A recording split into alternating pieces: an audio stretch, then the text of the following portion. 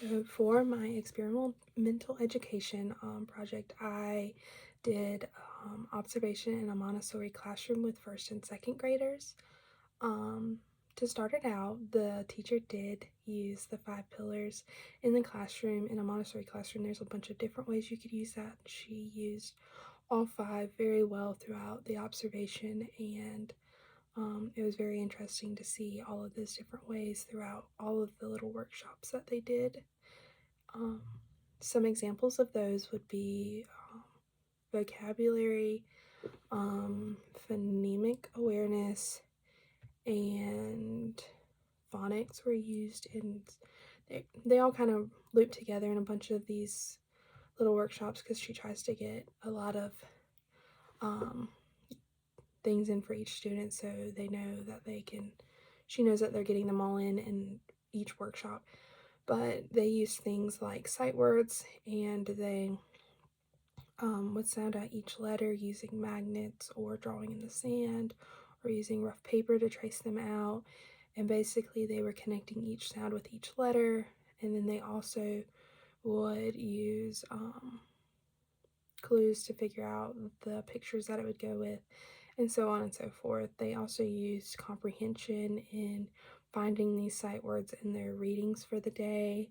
One of the boys that I sat with would point them out to me and show me how he would build upon a sentence and really figure out what the sentence said by comprehending what his sight words said to the other words. They also used fluency and read alouds, and connected um, their sight words in those, but also using the punctuation and pointing those out to me as well as the teacher.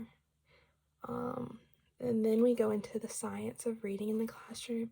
This is something that is definitely used in a Montessori classroom. Each student is different in their learning style, and the teacher after class talked to me about how each of these workshops is designed to fit each student's individual needs and can be changed to fit their personal needs. So there's definitely a science behind each of the reading and writing activities that they did, and you could see how each worked differently for each student, but they also all built on each of the students' knowledge. We can also see that in the textbook.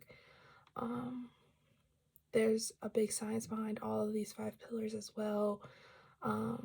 Even like in fluency, you have to go back and look at different obstacles each student is facing and read slowly through it and find what is working and what is not and where they are struggling in to really help the student out and really find where they're struggling to keep them going on. The next question is writing being taught in the classroom?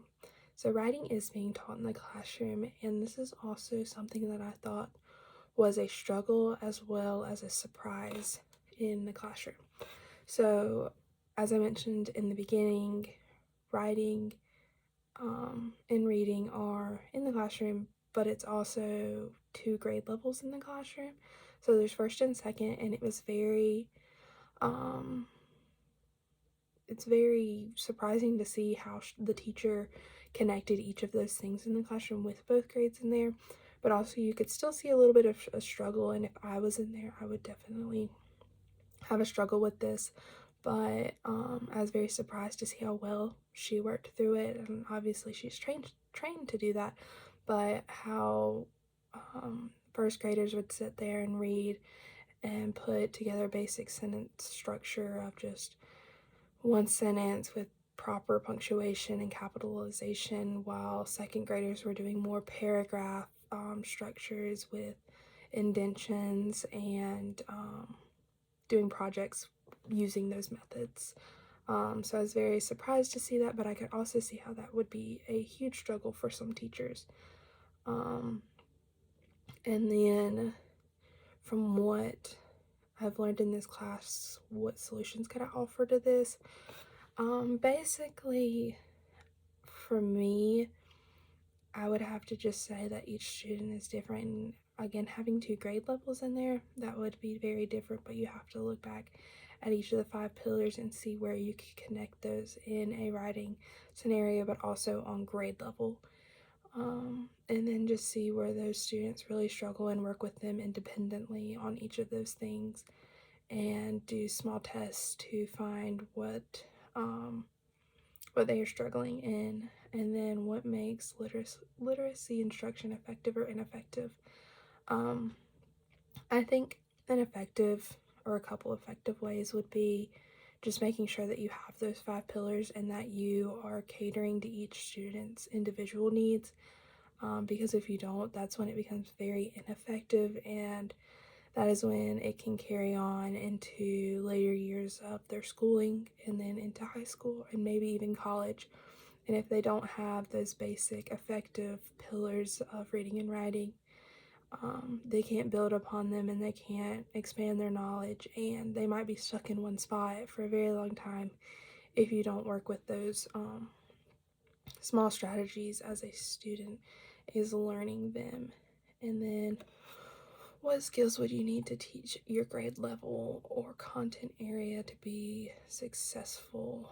The skills I would need, I would definitely need patience, but she had a lot of that. That's something that I definitely saw. But as reading and writing goes, you would just have to be able to multitask in a Montessori classroom. You have to make sure, again, you are with each individual student and taking that time throughout the day, while other students may be working on different areas in the classroom and different workshop areas and whatnot. You have to make sure you take the time out and really time manage each of those and really look at those 5 pillars of reading and writing and make sure your students are hitting each and every one of those, and they're also on grade level with it and can really find whatever they need to succeed in their reading and writing skills.